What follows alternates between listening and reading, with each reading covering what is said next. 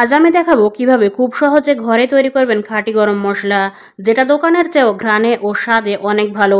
একবার বানিয়ে রাখলে মাসের পর মাস ব্যবহার করতে পারবেন। চলুন দেখে নিই এই গরম মশলা তৈরির জন্য আমরা কি কি উপকরণ ব্যবহার করেছি। আর এই গরম মশলা যদি আপনি বাসায় তৈরি করে কোনো এয়ারটাইট বয়মে রাখেন তবে অনেক দিন ধরে আপনি ব্যবহার করতে পারবেন। আর এই গরম মশলা তৈরি করলে দেখবেন কত সুন্দর সুঘ্রাণ আপনি পেয়ে যান। আসুন জেনে নিই কী কী উপকরণ আমি ব্যবহার করেছি।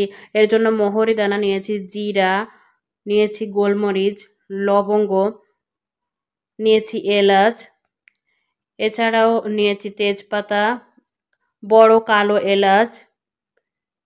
এই সকল উপকরণ আমরা একসাথে নিয়েছি এবং এগুলো আমরা কিভাবে ভেজে নিই দেখুন। ভেজে নেওয়ার কিছু টেকনিক আছে যেগুলো একসাথে ভাজলে কিন্তু হবে না।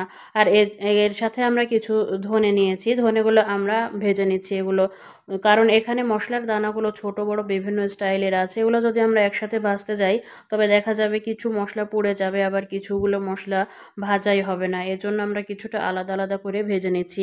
এরপরে দেখুন তেজপাতাগুলো আমরা ভেজে নিচ্ছি হালকা আঁচে। এগুলো 2 থেকে 3 মিনিট করে আস্তে আস্তে করে ভেজে নিতে হবে, নেড়ে চেড়ে ভালোভাবে ভেজে নিতে হবে। এরপরে দেখুন বড় কালো এলাচগুলো আমরা ভেজে নিচ্ছি।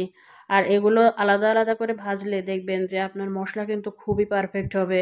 এরপরে দেখুন বড় এলাচগুলো যখন আমার ভাজা হয়ে যাচ্ছিল ঠিক তখন এর মধ্যে আমরা এলাচ দানাগুলোও দিয়ে দিয়েছি। দিয়ে এগুলো আবার নেড়ে চেড়ে ভালোভাবে ভেজে নিচ্ছি।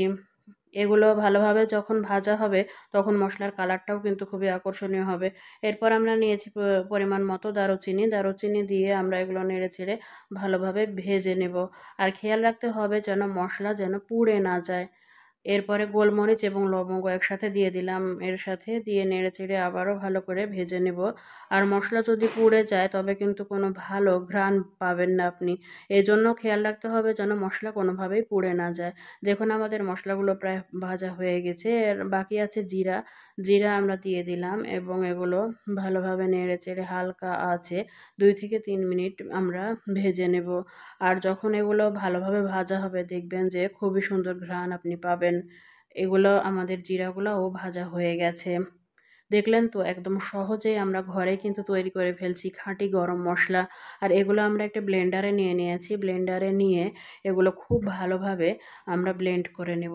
যত ভালো করে আপনি ব্লেন্ড করবেন দেখবেন যে আপনার মশলার গুঁড়াগুলো কিন্তু এই ততটাই আকর্ষণীয় হবে। আমাদের ব্লেন্ড করা হয়ে গেছে। ব্লেন্ড করার পরে এগুলো বেশ গরম থাকে, তাই এগুলো আমরা একটু নেড়ে চেড়ে দিচ্ছি যেন গরমটা বের হয়ে যায়। দেখুন মশলাটা কতটা আকর্ষণীয় হয়েছে।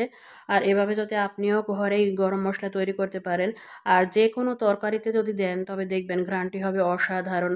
আর এই মশলা এয়ারটাইট বোতলে যদি রেখে দেন 6 মাস পর্যন্ত আপনি নিশ্চিন্তে ব্যবহার করতে পারবেন।